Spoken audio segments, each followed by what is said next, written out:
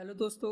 तो आज की हम क्लास में देखने वाले हैं अपने मास्टर्स हम कैसे क्रिएट करते हैं। मास्टर के अंदर क्या होता है, आपकी पार्टी हो गई या आपके आइटम हो गए या टैक्स कैटेगरी हो गई, मेटेरियल सेंटर हो गई, ये सब जो है हमारे मास्टर्स होते हैं। तो इससे पहले हमने जो है पीजी का ओवरव्यू देखा था कि पीजी को हमें कैसे डाउनलोड करना है, कैसे इंस्टॉल करना है। क्रिएट कंपनी हमने देख लिया था फर्स्ट क्लास के अंदर। तो आज जो सेकंड क्लास है उसमें मैं आपको दिखाऊंगा कि मास्टर कैसे क्रिएट करते हैं और उसके बाद जो बिलिंग है वो बिल कैसे बनाते हैं। तो हमने कंपनी क्रिएट कर दी साई एंटरप्राइज के नाम से। इसको हम ओपन कर लेते हैं। सबसे पहले आपको जाना है एडमिनिस्ट्रेशन के अंदर। इसमें क्या होता है कि जो आपके मास्टर्स होते हैं वो आपके क्रिएट किए जाते हैं। मास्टर में ऐसे की पार्टी हो गई। अब पार्टी चाहे आप वो वाली हो जिससे आप सेल करते हैं, चाहे आपकी परचेज वाली पार्टी जिससे आप परचेज करते हैं, दोनों ही एक ही जगह पे क्रिएट होती हैं।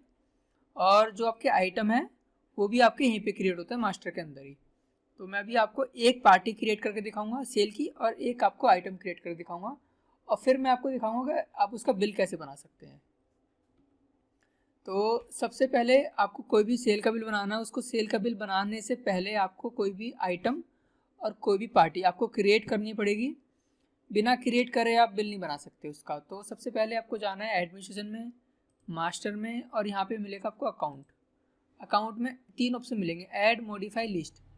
ऐड में तो सिंपल आप नया अकाउंट ऐड कर लोगे। मॉडिफाई में जो आपने पहले बनाया हुआ है उसको आप पूरा का पूरा एडिट कर सकते हो। और लिस्ट के अंदर आप टोटल लिस्ट आप देख सकते हो मास्टर की, कि आपके कितनी पार्टीज हैं उसकी लिस्ट आप शो कर सकते हो इसके अंदर। तो अभी एक हम पार्टी क्रिएट कर लेते हैं। यहाँ पे पार्टी का नाम हम कुछ भी रख देते हैं, जैसे कि अपने नाम में डाल देता हूँ। ये मैंने नाम डाल दिया। अलियास जो है हम इसको कोई स्पेसिफाई कोड दे सकते हैं। हम चाहते हैं हमने 01 कोड देते हैं, तो जब हम सेल का बिल बनाएंगे वहाँ पे हम पूरा नाम टाइप ना करके सिर्फ 01 टाइप करेंगे तो पार्टी ऑटोमेटिक ही फैच कर लेगा। तो अलियास आपकी मर्जी डालना चाहो डाल सकते हो और ब्लैंक छोड़ना चाहो छोड़ सकते हो, कोई ज़रूरी नहीं है। अब यहाँ पे सेकेंड ऑप्शन आता है ग्रुप का। अच्छा, इसके अंदर एक चीज़ और है, नेम और प्रिंट नेम। नेम तो एक पार्टी का एक ही रहेगा, यूनिक रहेगा। सचिन कुमार के नाम से एक अपने पार्टी क्रिएट कर दी, उस नाम से दूसरी क्रिएट नहीं होगी। तो अगर एक ही नाम से दो पार्टी आपकी आ गई, एक नोएडा की है मान के चलो, एक दिल्ली की है आपकी मान के चलो, तो आप प्रिंट नेम में आप सेम नाम रख सकते हो सचिन कुमार, और नेम के अंदर आप ऐसे कर सकते हो सचिन कुमार, आगे आपने ब्रैकेट में डाल दिया दिल्ली, और जो दूसरी वाली पार्टी होगी उसमें आपने डाल दिया नोएडा, और यहाँ पे आपने सीधे सिंपल सचिन कुमार लिखा हुआ है। तो जो बिल पे आपके प्रिंट होगा वो सचिन कुमार होगा। तो नेम और प्रिंट नेम में दोनों में ये फ़र्क है कि प्रिंट नेम जो है आपके सेम हो सकते हैं बट नेम सेम नहीं हो सकता। तो अभी इसको हम हटा देते हैं सिंपली।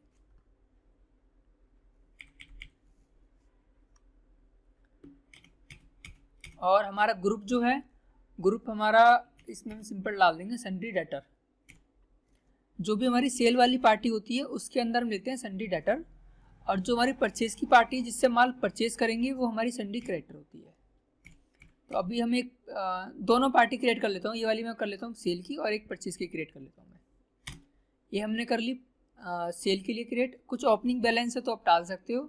ओपनिंग बैलेंस मतलब कि अब से पहले आप जो है आपने नया सॉफ्टवेयर लिया है, और नए सॉफ्टवेयर लेने से पहले आप जो बिलिंग करते थे वो मैनुअल करते थे या बिल बुक पे करते थे, तो उसका जो लेना देना कुछ बकाया बचा हुआ है तो उसको आप ओपनिंग बैलेंस में डाल के कंटिन्यू आगे कर सकते हो। उसका जो एड्रेस है आप एड्रेस डाल सकते हो, जो भी आपका एड्रेस होगा।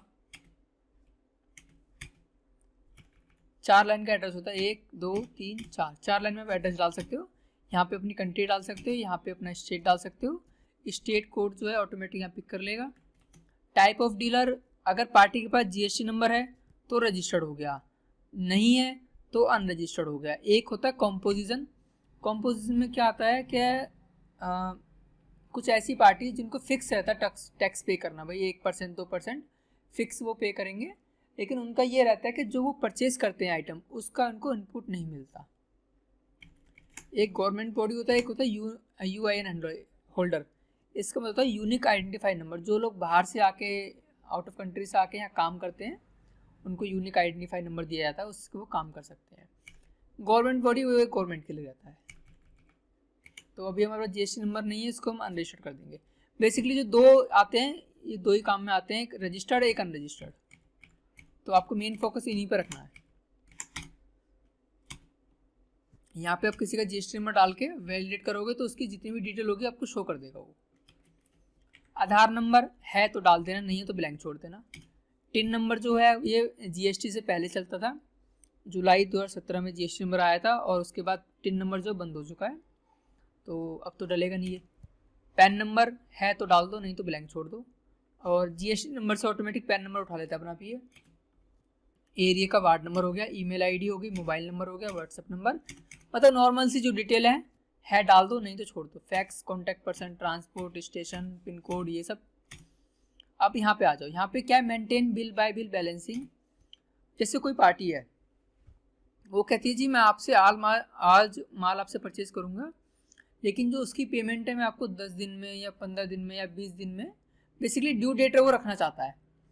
तो यहाँ पे आप डेट डाल सकते हो कि जब उसका बिल बनेगा तो जो उसकी ड्यू डेट होगी पैसे देने की वो 10 दिन बाद की आ जाए, 20 दिन बाद की आ जाए, जितने दिन आप डालोगे उतने दिन बाद की ऑटोमेटिक पिक कर लेगा। अब ऐसे हम डाल देते हैं 10 दिन। अब ये पार्टी हमारी सेल वाली है तो हम सेल में डालेंगे, अगर हम पार्टी परचेज की बना रहे हैं तो हम परचेज में डाल देंगे। उसके बाद यहाँ पे एक ऑप्शन है स्पेसिफाइड डिफॉल्ट सेल टाइप। अगर हम इसको यस करेंगे तो हमसे टैक्स यहीं पे पूछेगा कि पर्टिकुलर जब आप इस पार्टी की बिलिंग करोगे तो टैक्स क्या उठाए वहाँ पे। हमने कहा लोकल 18% उठा ले। तो जैसे हम इस पार्टी को सिलेक्ट करोगे तो वहाँ पर लोकल 18% ऑटोमेटिक सेट कर लेगा। और अब इसको हम सेव कर देते हैं। बाकी CST LST आई कोड ये सब बंद हो चुका है। बैंक डिटेल है तो डाल दो, नहीं तो ब्लैंक छोड़ दो। इसमें सिर्फ इतना ही रहता है। ये हमने सेव कर दिया। अब उसके बाद एक हम आइटम क्रिएट कर लेते हैं। आइटम हमने क्रिएट कर लेते हैं नॉर्मल से ही। इसमें भी सेम वही है, अलियास एक कोई कोड आप डाल सकते हो और उस कोड से वो फैच कर लेगा जब बिल बनाओगे आप। और यहाँ पे आप ग्रुपिंग रख सकते हो, जैसे कि आप मोबाइल की एक्सेसरीज हैं काफ़ी सारी, तो आपने एक मेन ग्रुप बनाया है एक्सेसरीज का, उसमें जितनी भी आपकी मोबाइल की एक्सेसरीज है, मोबाइल कवर हो गया, ईयरफोन हो गया, चार्जर हो गया, लीड हो गया, जो भी है वो सारा एक्सेस में दिखा देगा आपको। जिससे होगा कि आपको कभी भी स्टॉक चेक करना है तो पर्टिकुलर उसी ग्रुप का आप स्टॉक निकाल के चेक कर सकते हो। तो यहाँ पे आप मल्टीपल ग्रुप बना सकते हो, उसकी कोई लिमिट नहीं होती। और हम यहाँ पे जनरल कर देते हैं। यूनिट यहाँ पे कुछ डिफ़ॉल्ट क्रिएटेड है पहले से ही, किलोग्राम, डजन। अब इसमें एक यूनिट क्रिएट नहीं है बॉक्स के नाम से। देखिए अगर बॉक्स आपको क्रिएट करनी है तो सिंपल आप F3 करोगे तो वो क्रिएट करने का ऑप्शन खुल जाएगा। वैसे आप वहाँ से भी अंदर से भी कर सकते हो, मास्टर से भी कर सकते हो। तो इसको हम पीस डाल देते हैं सिंपली।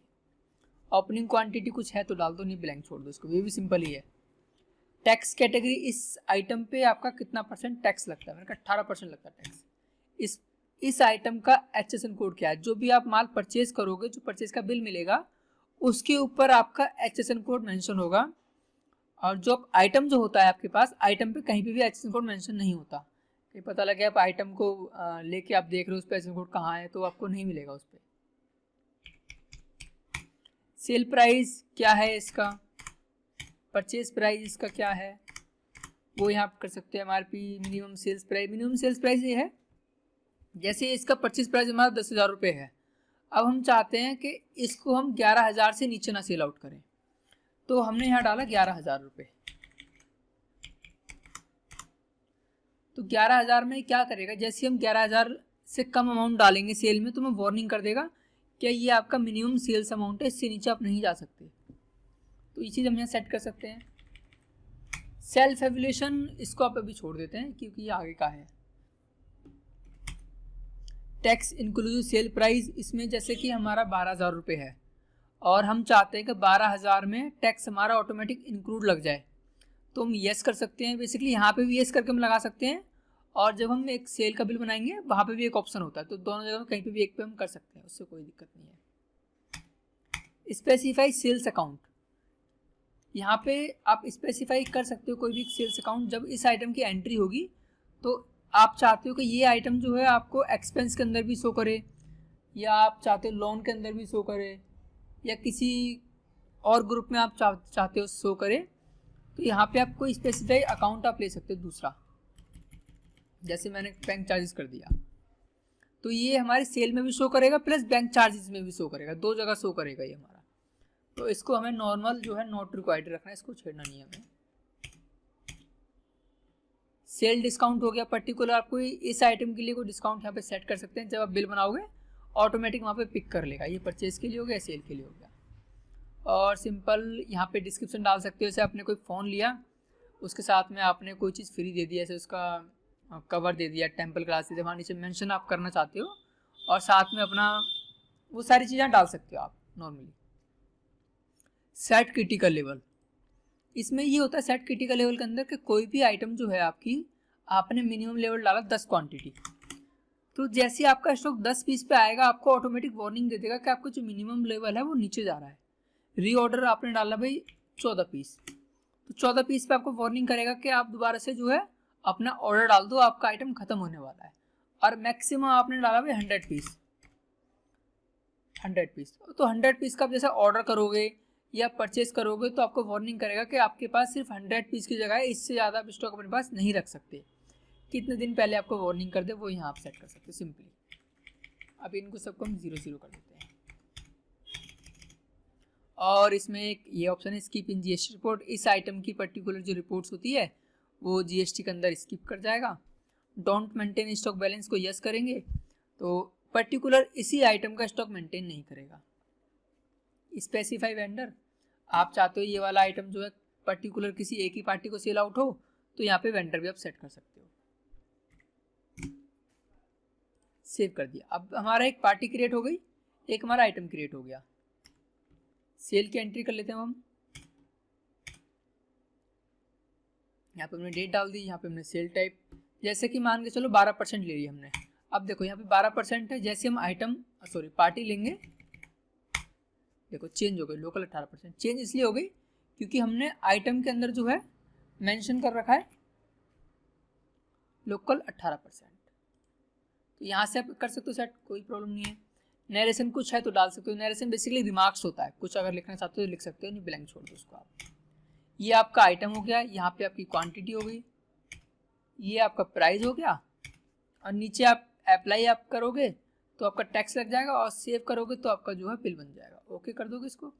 अब देखो हम बिल बना रहे हैं 1/4 के अंदर, और इसने ड्यू डेट उठा ली 11/4 की, मतलब कि 10 दिन आगे की। तो हमने पार्टी के अंदर वहाँ पे ड्यू डेट जो है 10 दिन डाले हुए थे, तो 10 दिन से ऑटोमेटिक कैलकुलेट कर दिए।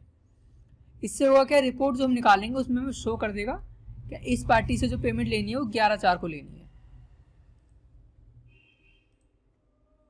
और इसका प्रीव्यू कुछ इस तरीके निकल जाता है। फर्स्ट टाइम जब प्रीव्यू आप निकालोगे ये आपको कहेगा इसको यस कर देना, सिंपल, इसमें कुछ करना नहीं है, सेव कर देना।